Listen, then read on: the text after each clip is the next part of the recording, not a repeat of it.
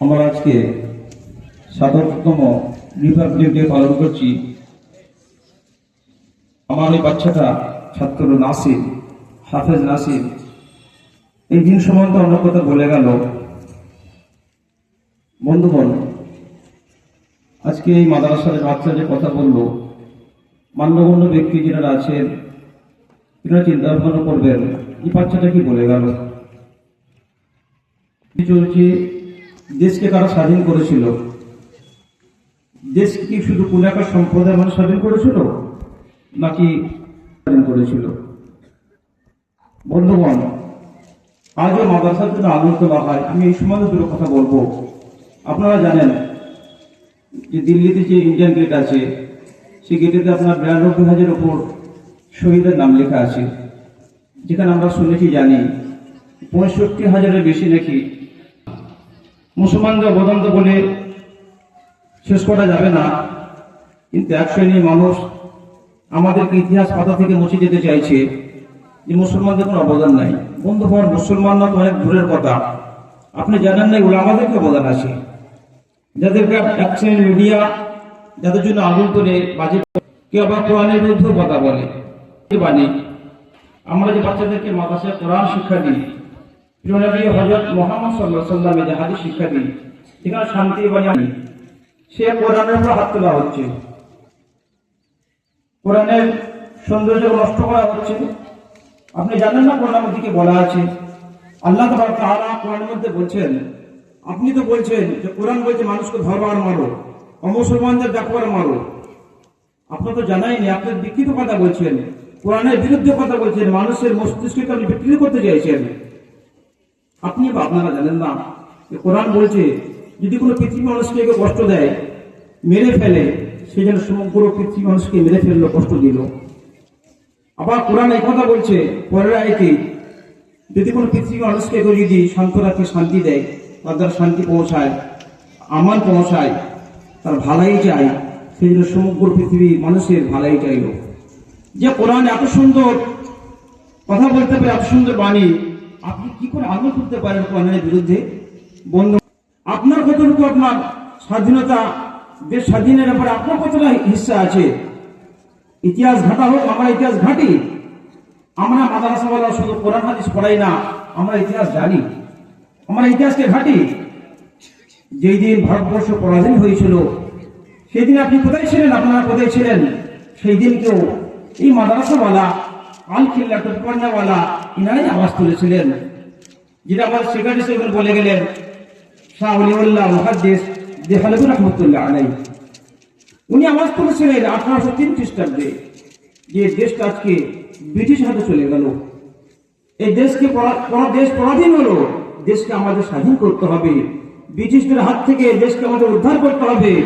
যেমন মুসলমানরা নামাজ কালাম, কোরআন তেলাওয়াত, রোজা, যাকাত, হজ করে, ওই ধরনের মুসলমানদের ময়দানে নামা ফরজ হয়ে গেল।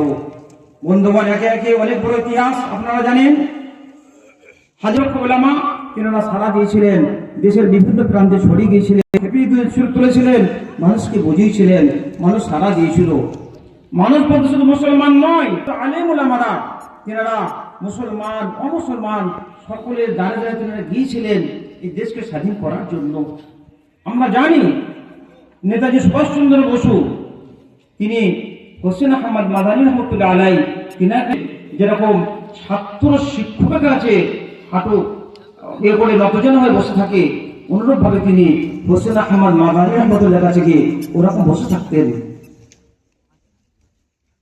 নেতাজি সুভাষচন্দ্র বসু যেই দিনকে বার্মা যাচ্ছিলেন, দেশকে কি করে স্বাধীন করা যায়, বিভিন্ন পরিকল্পনা, এর পিছনে অনেক বড় মেহনত হলো আমাদের। তার আগে ছিল জুনদুন ফৌজ ছিল, তারপরে উনি করলেন আজাদ হিন্দ ফৌজ, যেটা বাহিনী তৈরি করলেন বার্মাতে, এর পিছনে হলো আমাদের মেহনত আছে। ওবায়দুল্লাহ সিন্ধি রহমতুল্লাহ আলাইহি একজন মাওলানা সাহেব ছিলেন, তিনার নেতৃত্বে সেটা জুনদুন ফৌজ তৈরি করা হয়েছিল বার্মাতে।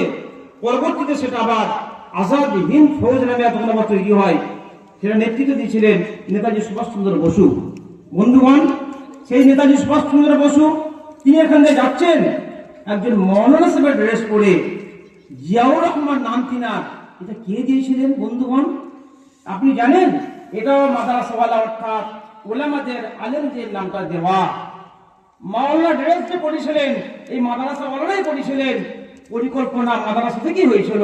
আর আপনি বলেন মাদ্রাসা কি হয়? মাদ্রাসা দেশোত্তরে তৈরি হয়। আপনি জানেন মাদ্রাসা কি তৈরি হয়? মাদ্রাসা দেশোত্তরে তৈরি হয় না। বন্ধুগণ, অন্য লাইনে চলে গেলাম আমি। নেতাজি সুভাষচন্দ্র বোস যখন তিনি যাচ্ছেন বার্মা, ওনার সাথে আছেন ওনার ভাইপো শিশির বসু। হুটখোলা গাড়ি যাচ্ছেন। শিশির বসুকে নেতাজি সুভাষচন্দ্র বসু বলছেন, হে আমার ভাইপো, হে আমার ভাইপো, তুমি জেনে রাখবে আজকে যে আমার মধ্যে দেশকে বাঁচানোর জন্য, দেশকে স্বাধীন করার জন্য যে আমার আগুন জ্বলছে, আমার ভিতরে আগুন জ্বলছে দাও দাও দাও দাও করে, এটা আমার নয়, আমার মধ্যে ওই সমস্ত মৌলানা সাহেবরা জ্বালিয়ে দিয়েছে দেশকে স্বাধীন করার জন্য। সেই আগুনের স্ফুলিঙ্গ নিয়ে আমি আজকে বার্মা ছুটছি। এটা আমার কৃতিত্ব নয়, এটা মাদ্রাসাওয়ালাদের মৌলানা সাহেবের কৃতিত্ব। বন্ধুগণ, এই ইতিহাস আপনি জানেন না, এই ইতিহাস আপনার জানা নেই। ইতিহাসকে ঘাটুন, আপনি পেয়ে যাবেন মাদ্রাসাওয়ালাদের কি দিয়ে কি দেশের জন্য এনারা কি করেছেন, এনারা কি করেছেন। বন্ধুগণ, আপনারা জানেন 2001 সালে অথবা 2 সালে হবে, সেই দিনকেও আপনার জ্যোতি বসুর আমলে বিমান বসু যখন এসেছিলেন, ওনারা সেদিনকে জ্যোতি বসু বলেছিলেন, জমিয়তুল আহমদের সভা হয়েছিল যে আলেমদের যদি এই দেশ স্বাধীনে যদি এনারা যদি যোগ না দিতেন, দেশটা এখনো 100 বছর পিছিয়ে যেত, 100 বছর পরে হয়তো স্বাধীন হতো। বন্ধুগণ, আমরা তো বলি দেশটা তো স্বাধীন হওয়াই মুশকিল ছিল। যেরকম ভাবে ওলামারা প্রাণ প্রাণ রক্ত দিয়েছেন, এনাদের রক্ত দেওয়া দেখে অন্যান্য মানুষ শিখেছেন, এনারা রক্ত দিতে শিখেছেন। যে সময় হোসেন আহমদ মাদানী রহমতুল্লাহ আলাই দিল্লির বুকে একটা সভা হচ্ছে, আর সেখানে ইংরেজের কমান্ডাররা দাঁড়িয়ে আছে, বলে আজকে সভাতে যে সভাপতি নির্বাচন হবে তাকে গুলি করে মারা হবে, যে বক্তব্য দেবে তাকে মারা হবে। সেই দিনকে কেউ সভাপতি পদটা গ্রহণ করছিলেন না, সবাই ভয়ে কতরকম। ওখানে গান্ধীজি ছিলেন, আর অনেকে ছিলেন, বড় বড় মনীষীরা ছিলেন, বড় বড় দিকপালরা ছিলেন, কেউ ভয়ে আগিয়ে যাচ্ছিলেন না। কারণটা হচ্ছে ইংরেজের কমান্ডাররা রেডি করে আছেন, অস্ত্র হাতে রেডি করে আছেন, যেই ভাষণ দেবে, যেই বক্তব্য দেবে সঙ্গে সঙ্গে থেকে গুলি করে মারা হবে।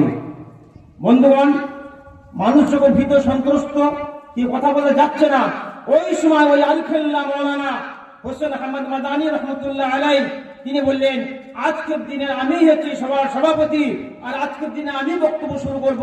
উনি নিজেকে নিজের সভাপতি নির্বাচন করে নিয়ে ডাইসে তিনি উঠে বক্তব্য শুরু করলেন। ইংরেজের ওই সমস্ত কমান্ডাররা অবাক হয়ে গেলেন, টিকা টিকেছেন, কোনো গুলি বাস্ট করেনি। বন্ধুগণ, আপনি এখনো বলবেন মাদ্রাসাওয়ালাদের অবদানটা কি আছে? আপনার তো জানা নেই, আপনার তো জানা নেই মাদ্রাসাওয়ালাদের কি অবদান আছে। আমি আগেও বলেছি, আপনার ইতিহাস ঘাটুন, দেখুন এক টাইমে আপনার 1857 থেকে নিয়ে আর আপনার 63-64 পর্যন্ত 52,000 আলেমদেরকে গাছে ঝুলানো হয়েছিল। কেন ঝুলানো হয়েছিল আপনি আবার চিন্তা করুন। বন্ধুগণ, মাদ্রাসা প্রতি আপনারা খারাপ ধারণা নেবেন না। আজকালকার দিনে প্রিন্ট মিডিয়া, ইলেকট্রনিক মিডিয়া এক শ্রেণী মাদ্রাসাওয়ালাদের পিছনে পড়ে গেছে, যাতে একটা মানুষ এদের প্রতি খারাপ ধারণা নিয়ে নেয়। কারণ মাদ্রাসাওয়ালারা এত ভালো মানুষ, এত ভালো মানুষ, এরা হযরত মুহাম্মদ সাল্লাল্লাহু আলাইহি সাল্লামের আদর্শ মেনে চলে। এরা হযরত উমর রাদিয়াল্লাহু তাআলা আনহু এরাদের নীতি মেনে চলে। উমর রাদিয়াল্লাহু তাআলা আনহু কে ছিলেন আপনি জানেন? উনি 14টা রাষ্ট্র খলিফা ছিলেন। খলিফা মানে হচ্ছে বাদশাহ। 14টা রাষ্ট্র বাদশাহ তিনি ছিলেন। তিনি যাচ্ছেন, তিনি মানুষের উপর দয়াময় করতেন। রোমে তিনি যাচ্ছেন, রোমের হেরাক্লিয়াস তাকে ডেকেছেন বাদশাহ, তিনি যাচ্ছেন, তিনি আছেন, তেনার সাথে তেনার গোলাম আছে, গোলাম আর বাদশাহ একসাথে যাচ্ছে। গোলাম উটের লাগাম ধরে যাচ্ছে, বাদশাহ উটের উপর বসে আছেন। 14 রাষ্ট্রের খলিফা উটের উপর বসে আছেন। 1 ঘন্টা পর যাওয়ার পরে খলিফা বললেন, হে গোলাম, তুমি উটের উপর বসো, আমি এবার লাগাম ধরে টানবো। বললো, হুজুর আপনি কি কথা বলছেন? বললেন, না, তুমি এক আল্লাহর বান্দা, আমি এক আল্লাহর বান্দা, তোমারও শরীরে একটু রক্ত মাংস আছে, আমারও তাই আছে, সুতরাং তুমি গোলাম হলো, তোমারও যতটা কষ্ট হয় আমারও ততটাই কষ্ট।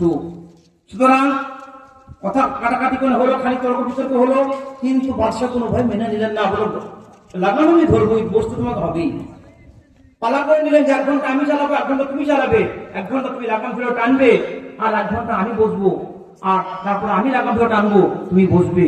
এই করতে করতে পালাক্রম করতে করতে যখন রোমে পৌঁছাচ্ছে, আর সেই মুহূর্তে দেখা যাচ্ছে ওই গোলামের পালা পড়েছে উঠে বসার, আর লাগাম ধরা পালা পড়েছে বাদশাহ ওমর রাদিয়াল্লাহু তাআলা আনহু। যখন এই গোলাম উঠে বসে আছেন, আর এরকম ধরনের বাদশাহ লাগাম টেনে যাচ্ছে, রোমের মানুষ তারা আজকে 14 রাষ্ট্রের খলিফা বাদশাহ ওমর আসছে, দিকে বিরাট ব্যাপার, লাল গালিচা, 7 কিলোমিটার দূর থেকে লাল গালিচা বিছানো আছে, ওমর আসছে, তার জন্য এত ব্যবস্থাপনা, হই হই কাণ্ড, রই রই কাণ্ড। আর যখন ঢুকছে মানুষ সব ওই গোলামের হাতে মুসাফা করতে যাচ্ছে, গোলাম যারা আমি